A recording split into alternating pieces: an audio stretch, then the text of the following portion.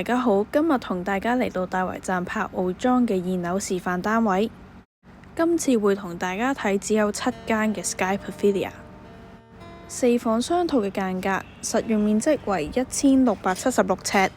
一打開大門嚟到玄關位，玄關位嘅旁邊發展商做咗入牆櫃，有非常多儲物空間。旁邊嘅細櫃可以放下鎖匙、紙巾等等。然後隔離呢一度呢，就係鞋櫃啦。客飯廳係打橫嘅設計，大概闊8.6米，空間非常闊落。而另一邊就係露台位置，採光度非常高，飽覽沙田區同埋城門河嘅河景。接落嚟，我哋去單位嘅左手邊，首先睇咗間套房。套房係打橫嘅開積，採光度好高，景觀同露台一樣，都係望返河景。之後我哋去到套廁，套廁都係有窗，飽覽到河景，有浴缸同埋企缸。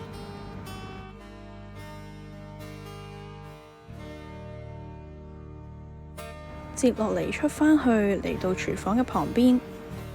呢度有個小型酒吧空間，可以陳列自己嘅靚酒，旁邊亦都有雪櫃。而另一面會有埋咖啡機同埋紅酒櫃。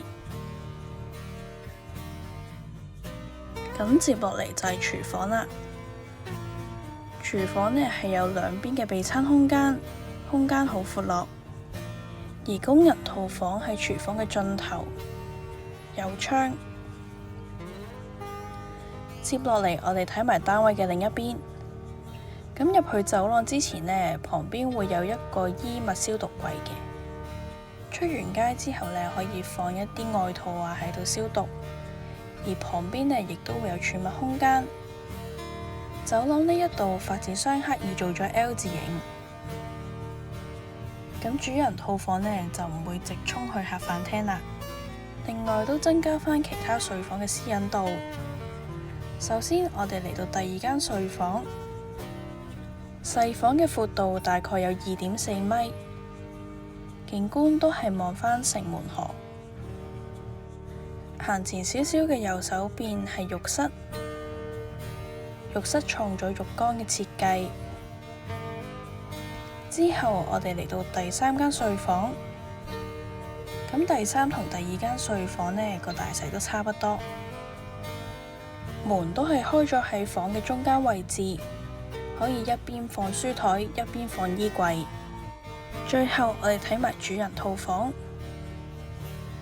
咁睇瞓覺休息嘅地方之前，我哋去咗右邊望一望套廁。套廁採用咗雙水龍頭嘅設計，同埋都係有浴缸企缸。出返去嚟到房嘅主要空間，空間呈 L 字形。凹咗去嗰度可以做衣帽間，而且都有窗，所以成個單位都可以好通風。唔知大家對於呢個單位有咩諗法呢？歡迎留言話俾我知。多謝收睇。